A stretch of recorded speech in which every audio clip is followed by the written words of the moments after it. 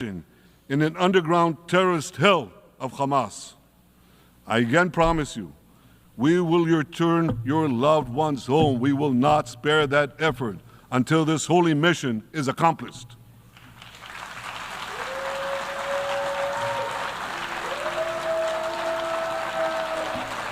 Ladies and gentlemen, the curse of October 7th began when Hamas invaded Israel from Gaza, but it didn't end there.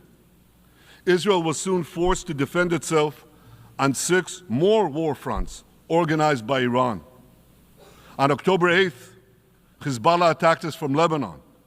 Since then, they fired over 8,000 rockets at our towns and cities, at our civilians, at our children. 2 weeks later, the Iran-backed Houthis in Yemen launched drones and missiles at Israel, the first of 250 such attacks, including one yesterday aimed at Tel Aviv. Iran's Shiite militias in Syria and Iraq have targeted Israel dozens of times over the past year as well. Fueled by Iran, Palestinian terrorists in Judea and Samaria perpetrated scores of attacks there and throughout Israel. And last April, for the first time ever, Iran directly attacked Israel from its own territory, firing 300 drones, cruise missiles, and ballistic missiles at us. I have a message for the tyrants of Tehran. If you strike us, we will strike you. There is no place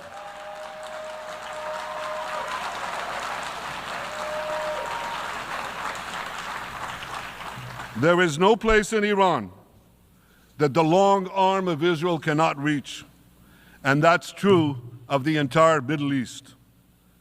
Far from being lambs led to the slaughter, Israel's soldiers have fought back with incredible courage and with heroic sacrifice. And I have another message for this assembly and for the world outside this hall. We are winning.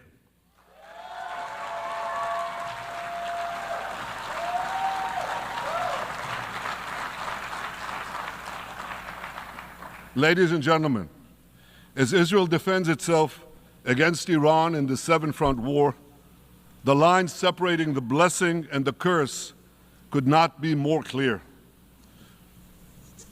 This is the map I presented here last year. It's a map of a blessing. It shows Israel and its Arab partners forming a land bridge connecting Asia and Europe between the Indian Ocean and the Mediterranean Sea. Across this bridge, we will lay rail lines, energy pipelines, fiber optic cables, and this will serve the betterment of 2 billion people. Now look at this second map. It's a map. Look at the second map. It's a map of a curse. It's a map of an arc of terror that Iran has created and imposed from the Indian Ocean to the Mediterranean. Iran's malignant arc has shut down international waterways. It cuts off trade. It destroys millions, destroys nations from within, and inflicts misery on millions. On the one hand, a bright blessing, a future of hope. On the other hand, a dark future of despair. And if you think this dark map is only a curse for Israel, if you think that, then you should think again. Because Iran's aggression, if it's not checked, will endanger every single country in the Middle East and many, many countries in the rest of the world. Because Iran seeks to impose its radicalism well beyond the Middle East. That's why it funds terror networks on 5 continents. That's why it builds ballistic missiles for nuclear warheads to threaten the entire world. For too long, the world has appeased Iran. It turns a blind eye to its internal repression. It turns a blind eye to its external aggression. Well, that appeasement must end, and that appeasement must end now.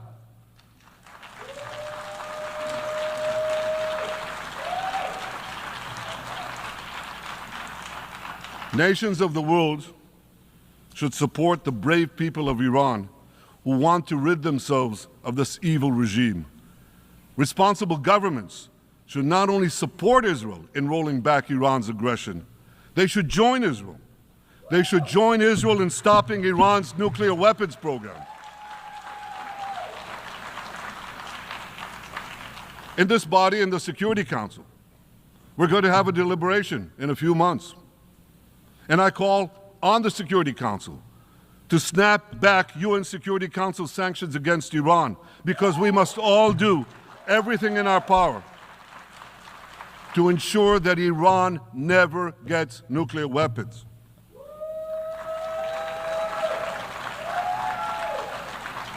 For decades, I've been warning the world against Iran's nuclear program. Our actions delayed this program by perhaps a decade, but we haven't stopped it. We've delayed it, but we haven't stopped it. Iran now seeks to weaponize its nuclear program for the sake of the peace and security of all your countries.